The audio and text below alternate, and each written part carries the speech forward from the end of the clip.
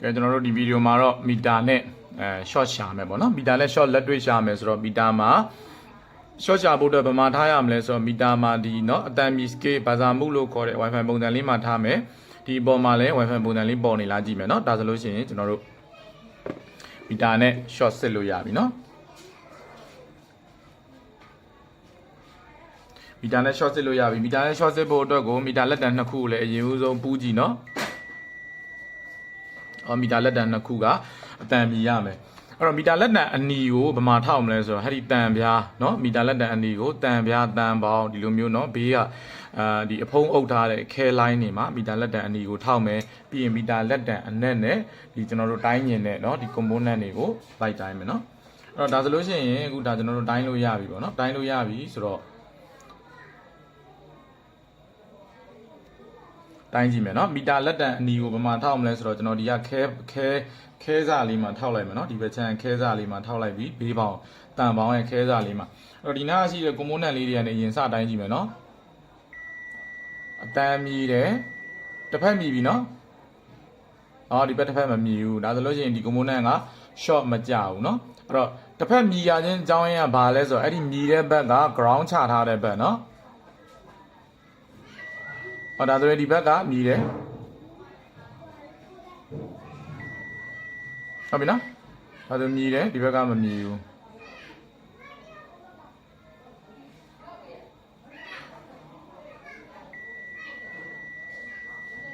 ဒီမှာဒိုင်နိုဆောကြီးဖြတ်သွားတယ်နော်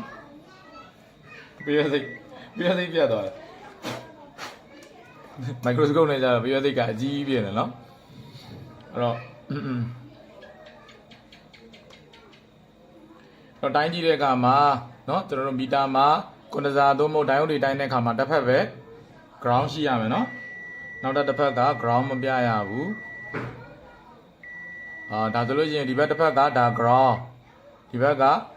ပတ်လန်းအဲ့တော့နှစ်ဖက်စလုံးကို ground နဲ့တိုင်းတဲ့အခါမှာနှစ်ဖက်စလုံးက ground ဖြစ်နေတယ်ဆိုတာ short ဖြစ်နေတာပေါ့เนาะဒီလိုနီးနဲ့ကျွန်တော်တို့က short ဖြစ်မဖြစ်ကိုမီတာမှာစမ်းသပ်စစ်ဆေးလို့ရပါတယ်เนาะအဲ့တော့ဒီမှာကြည့်ဒါတွေဆိုလို့ရှိရင်ဒီကောင်ကြီးဆိုလို့ရှိရင်ဒါကြီးကကွာကြီးเนาะဒီနှလုံးကကွာကြီးဒီကောင်တွေဆိုလို့ရှိရင်ဒီမှာကြည့်တစ်ဖက်မှာ ground မပါဘူးเนาะတစ်ဖက်မှာ ground မပါဘူးဒီကောင်တွေဆိုလို့ရှိရင်ပတ်လန်းမှာတန်းဆက်ထားတာဖြစ်တဲ့အတွက်လုံးဝ ground မပါဘူးเนาะအဲ့တော့ဒီမှာ diode လေးဒီကြားတဲ့ diode လေးဆိုလို့ရှိရင်တစ်ဖက်က ground ပါတယ်เนาะဒီဘက်က ground ဒီဘက်ပတ်လန်းမှာချိန်ထားတာเนาะတစ်ဖက်က ground ပါတယ်အဲ့တော့ဒီမှာ resistor လေးကိုလို့ဆိုလို့ရှိရင်လည်းတိုင်းကြည့်လို့ရတယ်เนาะသူလဲဒါတန်းဆက်လို့ဆိုတော့သူ့မှာလည်း ground မပါဘူးเนาะအဲ့တော့ဒီကောင်ကွန်ဒစာကိုတိုင်းကြည့်ဒီဘက်က ground ဒီဘက်ကပတ်လန်းနဲ့ချိန်ထားတာအဲ့တော့တိုင်းကြည့်တဲ့အခါမှာနှစ်ဘက်စလုံးမှာဒီ ground နဲ့လှမ်းထောက်လိုက်လို့เนาะဘာသာမှုနဲ့ ground နဲ့ဘာသာမှုမှာထားပြီး ground ကိုမီတာလက်တံအနီးနဲ့ထောက်တယ်မီတာလက်တံအနက်နဲ့เนาะဒီ component ရဲ့ဟိုဘက်တိတ်ဒီဘက်တိတ်ကိုထောက်တဲ့အခါမှာဒီနှစ်ဖက်စလုံးကအတန်မြည်နေပြီဆိုရင်တော့ဒါသိကြတယ်ဒီကောင်ကနှစ်ဖက်စလုံးက ground ဖြစ်နေရတဲ့အကြောင်းရင်းက short ကျနေတာဖြစ်ဖို့များတယ်ပေါ့เนาะအဲ့တော့ short ဖြစ်ပြီဆိုရင်ဘယ်သူတွေကအများဆုံးဖြစ်လဲဆိုတော့အဲ့ဒါလေးကိုလည်းမှတ်ထားပေးပါ short ဖြစ်ပြီဆိုရင် condenser နဲ့ diode တွေကပဲ short ဖြစ်လေရှိပါတယ်เนาะအဲ့ဒါလေးကိုလည်းမှတ်ထားပေးပါအဲ့တော့ဒီ component တွေကတော့ဒီပေါ်မှာတော့ဒီဖုန်းရဲ့ circuit board ပေါ်မှာလောလောဆယ်ကျွန်တော်အခုရှေ့ဘက်ချမ်းမှာတော့ short ဖြစ်နေတဲ့ဟာမတွေ့ဘူးပေါ့เนาะဒီနောက်ဘက်လေးမှာရှိလားတစ်ချက်လောက်ကြည့်ကြည့်အောင်เนาะဒီကောင်တွေလည်းကောင်းတယ်เนาะဒါလေးတွေ condenser လေးတွေเนาะဒါလေးတွေကဒီကောင်တွေလည်း short မရှိဘူးเนาะလောလောဆယ်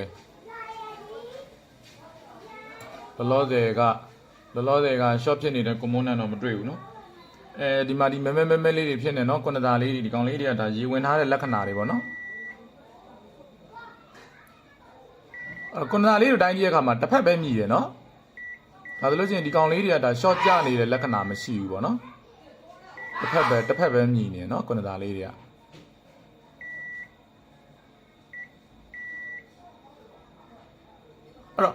အဲ့တော့ကျွန်တော်မှာဒီ short ဖြစ်နေတဲ့ circuit ကလေးတစ်ခုတော့ရှိတယ်ပေါ့เนาะshort ဖြစ်နေတဲ့ circuit လေးက930C မှာလည်းရှိတယ်နောက်ပြီး Redmi 5မှာလည်းရှိတယ်ပေါ့เนาะcircuit လေးကိုကျွန်တော်ပြပေးမယ်เนาะပြပေးမယ်ဆိုတော့ဒီကောင်လေးဆိုလို့ရှိရင်ဒါကျွန်တော်တို့ရှေ့သင်ခန်းစာမှာလည်းသင်ခဲ့တယ်ပေါ့เนาะသင်ခဲ့တယ်ဒီကောင်လေးက ကျွန်တော်တို့ဟိုတွေ့ခဲ့တယ်ဆိုတော့ဟိုခုနစားဟိုသင်ခန်းစာမှာကျွန်တော်တို့သင်ခဲ့ရတယ်ပေါ့နော်အဲ့ဒါလေးတစ်ချက်ကြည့်အောင်နော်ဒီကောင်လေးကဒီမှာနော်ဒီဘက်တာကကွန်ဒစာလေးဒီကွန်ဒစာလေးနှလုံးနဲ့တစ်လုံးဆိုလို့ရှိရင်ဒီကောင်လေးက short ဖြစ်နေနော်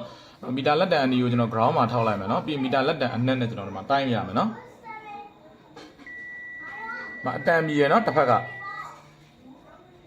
မနောက်တစ်ဖက်လည်းမြည်ရနော်ဒီကောင်လေးကဒါ short ဖြစ်နေတယ်နော်ဒီကွန်ဒစာလေးက short ဖြစ်နေတယ်ဒါမှမဟုတ်သူ့ပတ်လန်းမှာ short ဖြစ်နေနော်ဘာဖြစ်ဒီကောင် short ပတ်လန်းမှာတော့ဒီကောင်ပါသွားပြီနော်သူဖြစ်နေတာလည်းဖြစ်နိုင်တယ်နော်ဒါ short ဖြစ်နေတဲ့လက္ခဏာကိုဒါကျွန်တော်တို့တွေ့တာပါဒီလုံးလေးကshort ပတ်လန်းမှာရှိနေတယ်နော်သူကိုယ်တိုင်လည်း short ဖြစ်တာဖြစ်နိုင်တယ်ဒီကောင်လေးဆိုလို့ရှိရင်တော့ဒါကောင်းတယ်နော်အဲ့တော့ဒါကျွန်တော်တို့ဒီဆက်ပြားလေးမှာဆိုရင်ဒီကွန်ဒတာလေးကနော်နှစ်ဖက်စလုံးအတန်မြည်နေနော်ဒါဆိုလို့ရှိရင် short circuit နော် short ဖြစ်နေပြီ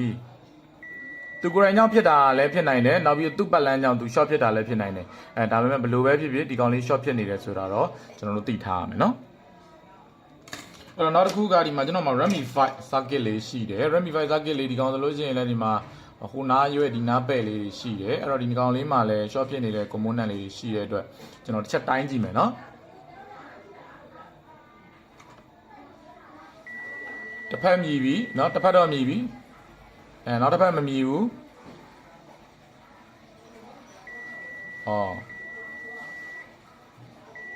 ဒီမှာဒါတို့တွေ့ပြီတန်းတွေ့ပြီ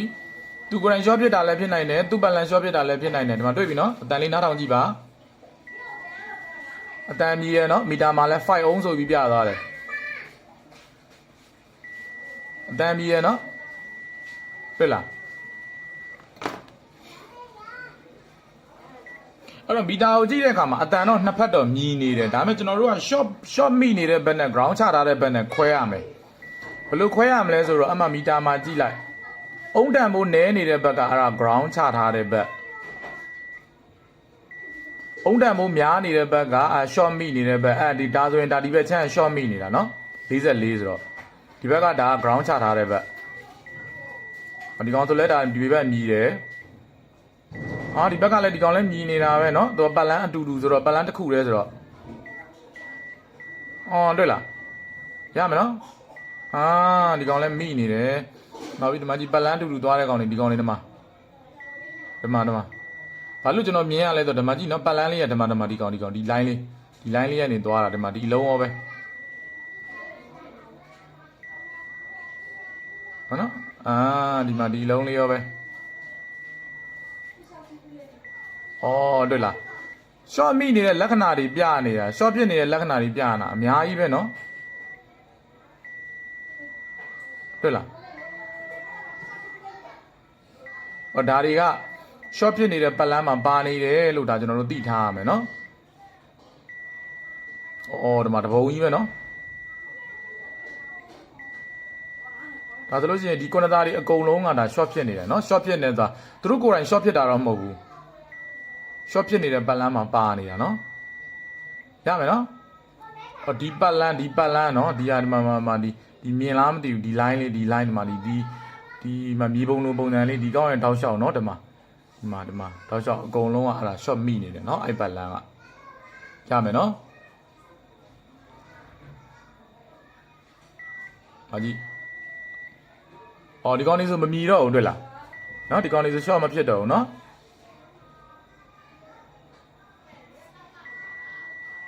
ရမယ်နော်အဲ့တော့ဒါကကျွန်တော်တို့เนาะ short ဖြစ်နေတဲ့ component လေးတွေကိုဒါတိုင်းတာရမိတာပေါ့နော်ဒီကောင်လေးဆိုလို့ရှိရင်လည်းဒါနှစ်ဖက်စလုံးအတန်မြည်နေတယ်เนาะဆိုလိုချင်တာက short ဖြစ်နေတယ်လို့ကျွန်တော်တို့တိုင်းမိတယ်ဒါပေမဲ့သူတို့ကိုယ်တိုင် short ဖြစ်နေတာတော့ဟုတ်ချင်မှဟုတ်မယ်ဒါသူတို့ကိုယ်တိုင်ဖြစ်မဖြစ်ကိုတော့ကျွန်တော်တို့ဖြုတ်ကြည့်မှပဲသိမယ်power supply နဲ့လည်းဆန်းလို့ရတဲ့နည်းရှိတယ်ပေါ့နော်ဒါပေမဲ့အခုကတော့ဒါမီတာနဲ့ short စစ်မှာဆိုတော့เนาะမီတာနဲ့ short စစ်တာဖြစ်တဲ့အတွက်